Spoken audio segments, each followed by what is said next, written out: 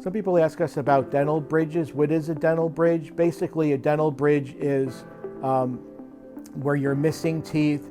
We would prepare the teeth next to the space and take an impression, send it to the laboratory where they would make the dental bridge that would basically fit over 2 existing teeth and replace the teeth in the middle where the teeth are missing. It gets cemented in, you don't remove it, you just brush normally.